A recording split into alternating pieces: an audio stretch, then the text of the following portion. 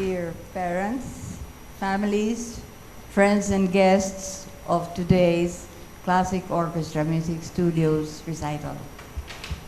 Good evening, welcome, and thank you for having shared this magical evening of such wonderful talent and commitment right in front of us in this wonderful venue. Today indeed has been very special. In my youth, I used to like fairy tales. And I wonder if you too have reveled in fairy tales early in your lives, later on, and even much later. Did you? And to the youth on my right, I'm sure you have all heard fairy tales. Have you? And would you like to hear another one today? Yes? I would like to tell you a fairy tale, actually. 25 years ago exactly, a lady musician came back to Cebu with a dream. Her dream was to establish, to create, to invent an orchestra for Cebu. Not knowing how, not having a pattern to follow, but only a star and a dream. She came and tried to see what was existing in Cebu, and there was nothing. No musicians, no teachers, no instruments, no program, no government support, no community involvement in the classic music field that this lady musician was involved in. First, with the help of one violin teacher from Manila, she made a survey of instruments available in Cebu. There were none. So this lady musician went to Hong Kong and bought 100 violins from China, the cheaper versions because that's all we could afford at that time.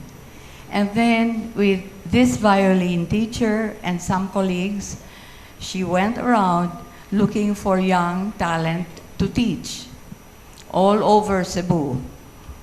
They found some talent and started a training program for strings. From there, the program improved and included winds, and so on and so forth. Help came from Japan in the form of volunteer teachers, and eventually a string orchestra was formed together with some winds, and Cebu Youth Symphony Orchestra was launched in 1995. This has been very well documented. By the year 2000, this group evolved into the Peace Philharmonic Orchestra. This lady musician then spoke to the teachers and musicians and told them they had been given years of really high-level training, and they were now ready to face the world as very highly qualified musicians. So the scholars of this program went out on their own. Many had jobs in Manila, played in orchestras, had other jobs outside the field because we had made partnerships with universities for the students to also take academic courses in other fields as they desired. One of the alumni of this program, we shall call him RA for the moment, was one of the most outstanding students, scholars, products, and graduate of this program. Like I said, he is RA for the moment. And we had a kind of fairy tale romance also in the orchestra. RA and one of our flutists, for the moment we'll call her Gigi, fell in love just like a fairy tale, but young as they were and intelligent as they were, they decided that they would first pursue their careers separately and try to build something where they could do something good and better in the future. So RA went on his own, went to Manila, joined several orchestras, went abroad, joined several cruises, saw hundreds of cities in the world, dozens of countries, saved money, bought instruments, helped his family back home, and he also had a dream of his own. So after many, many, many years, he came back, and he came back for his sweetheart, Gigi. They had a very happy marriage, and together they established their own studio, their own students, and today we have witnessed the product of this not only romantic romance, but also a wonderful musical partnership. I would like to give a big hand to our maestro, Reynaldo Abellana.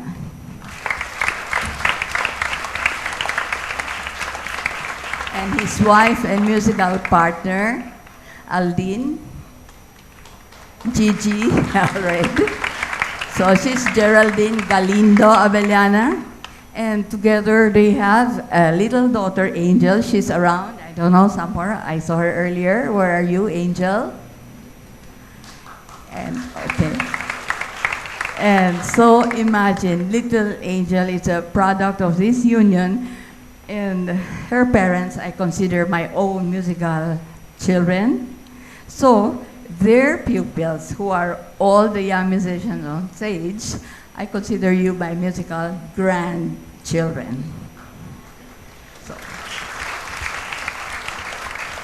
So to me, that is a real fairy tale of us having a dream and working very, very hard to pursue it, doing everything in your power with whatever limited resources are available, and trying to produce something beautiful for the community, and in the meantime, being able to develop each one personally.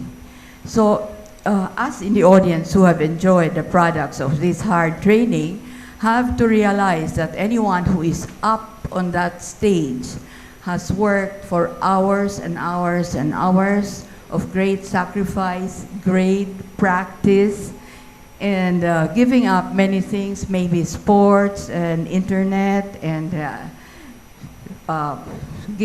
Starbucks parties and all that stuff, just to be able to become musicians and to be able to produce something beautiful like you have today. So I would like to tell you that to me the lesson in the fairy tale is that if you do something, if you concentrate on something that you think you are good in and you love, you have to love it very much and are willing to sacrifice for it, you will become good, very, very, very good. However, this is not an obligation to become a musician or a professional musician. You can still have another career and be very good at it, but your training as musicians that you have had right now these last few years have trained you in your memory, your focus, in your dedication, in your wish to become something very good. And if you carry this on into life, into any other career, with music as principal or secondary part in your life, it doesn't matter, it's okay. You are sure to become very good, very special, and leaders in whatever field you are in. So this is the thought that I would like you to bring home with you. Focus on something, love what you do, work very hard at it, and you are sure to be successful. And I would like to express appreciation to your parents and teachers who have really helped you and supported you and encouraged and inspired you to be what you are today. Even today at your young age, you are already something and somebody very special. Thank you for making us a part of this special day and special evening. Maestro Abellana, thank you. Thank you so much, Dr. Ingrid Sala-Santamaria.